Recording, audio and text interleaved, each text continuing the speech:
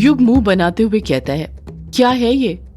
कायर युग के सवाल का जवाब देते हुए कहता है, यही तो सुराग है युग। युग हैरानी के साथ कहता है, क्या कहा? सुराग? पर ये कैसा सुराग है? मेरे तो कुछ समझ नहीं आ रहा। कायर पलट कर कहता है, जितना मुझे दिख रहा है मुझे ये एक पहेली की तरह लग रहा है युग, जिसे हमें सॉल्व करना है। युग अपनी भवें ऊपर करते हुए कहता है, क्या कहा? पहेली? कायर तुरंत कहता है, हाँ युग, मुझे तो ये पहेली की तरह ही लग रहा है। उस काले साए ने हमें सुराग के तौर पर एक पहेली दी है ताकि तू अनुराग अंकल की लाश खोज सके। युग फिर पूछता है, ये तू क्या बोल रहा है कायर? जरा सोच समझ कर तो बोल। भला वो काला साया हमें कोई सुराग क्यों देगा? अगर उसे कुछ बताना ही होता तो ऐसे ही नहीं बता देता क्या? कायर कुछ सोचते हुए कहता है, युग, हो सकता है वो तेरी कोई परीक्षा ले रहा हो। वो तेरे अंदर की काबिलियत को देखना चाहता हो कि तू क्या क्या कर सकता है। युग मुंह बनाते हुए कहता है, पर वो ये सब क्यों करेगा? वो मेरी काबिलियत क्यों देखना चाहता है? कायर जवाब देता है, पता नहीं युग, अब उसके दिमाग में क्या चल रहा है ये तो वही जानता है। वरना तू ही सोच, वो काला साया यही बात बार बार क्यों बड़बड़ा रहा था? क्योंकि इस बात में कुछ न कुछ राज तो जरूर छुपा हुआ था जो वो तुझे बताना चाहता था।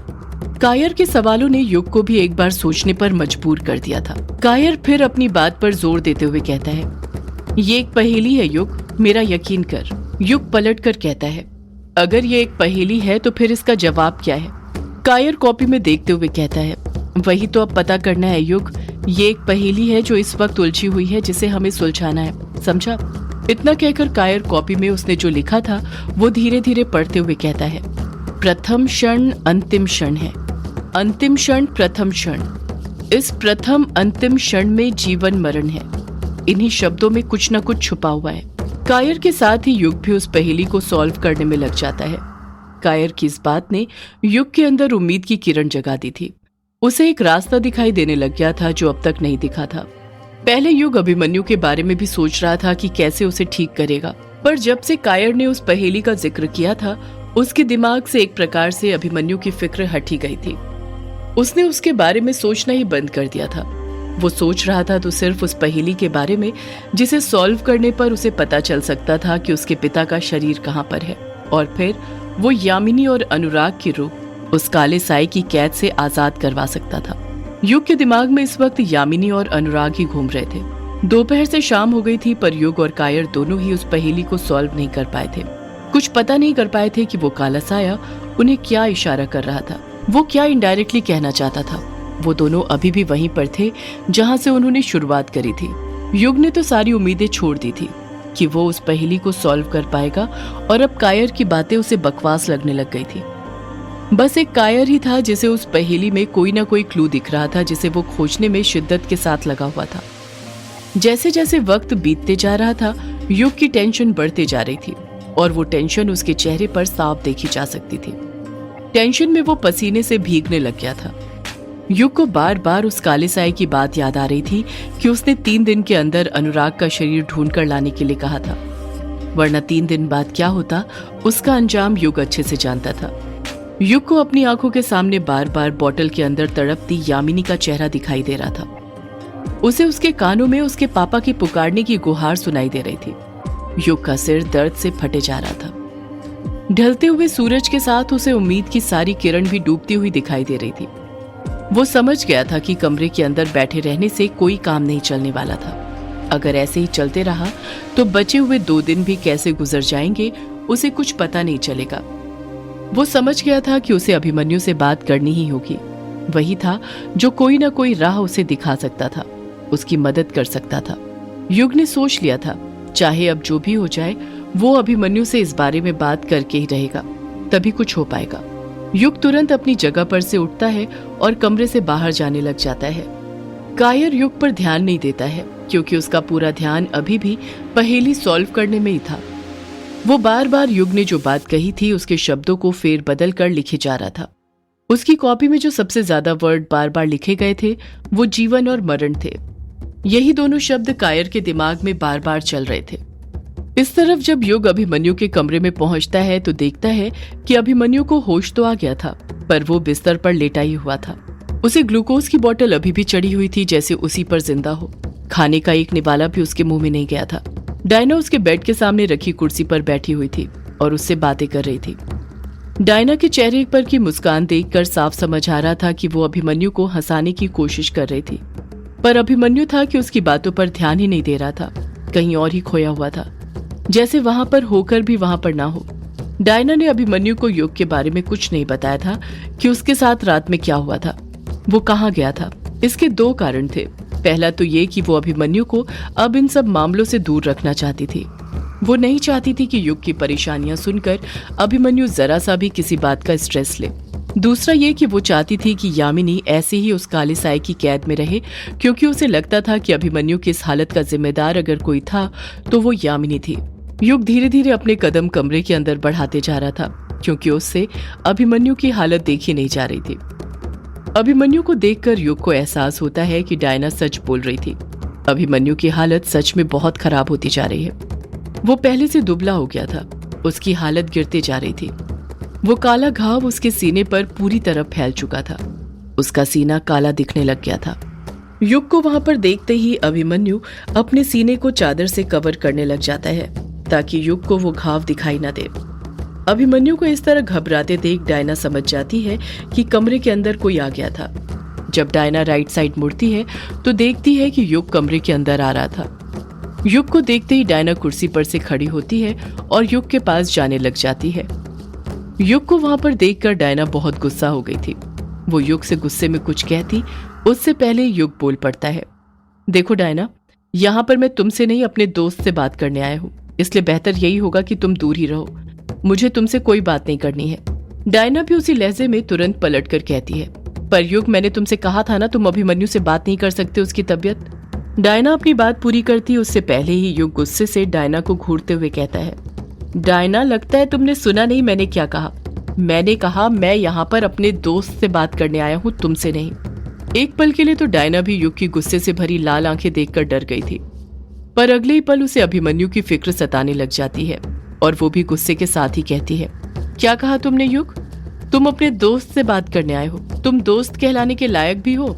आज तक तुमने ऐसा क्या काम किया है कि तुम अभिमन्यु को अपना दोस्त बोल रहे हो? युग खामोशी रहता है।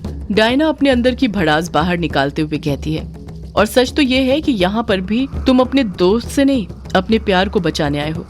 तुम जानते हो कि अभी की मदद के बिना तुम कुछ नहीं कर सकते, इसलिए उसकी मदद मांगने आए हो, उससे बात करने आए हो। युग अपने गुस्से पर कंट्रोल करते हुए कहता है, डायना, मैंने कहा ना, मुझे तुमसे कोई बात नहीं करनी। मैं यहाँ पर सिर्फ अभिमन्यु से बात करने आया हूँ। मेरे पास वक्त बहुत कम बचा है, मैं वक्त को ऐसे निकलने नहीं दे सकता हूँ। डायना भी अपनी बात पर अडिग रहते हुए कहती है, पर मैं तुम्हें अभी से कोई बात नहीं करने दूंगी। इस वक्त उसे आराम की जरूरत है, तुम उसकी हालत नहीं देख रहे। युग डायना से कुछ कहता उससे पहले ही अभिमन्यु डायना से गुस्से में बोल पड़ता है, डायना, ये सब क्या है? तुम युग से इस तरह से कैसे बात कर सकती हो? वो दोस्त है मेरा। डायना मासूमियत के साथ अभिमन्यु से कहती है, पर अभी मैं तो ये तुम्हारे लिए ही बोल रही थी, तुम्हें आराम की सख्त जरूरत है अभी।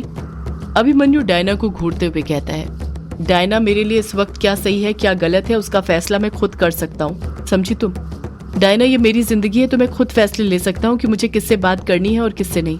और मुझे लगता है कि इस वक्त तुम्हें यहाँ से चले जाना चाहिए। मुझे और युग को कुछ देर अकेला छोड़ देना चाहिए।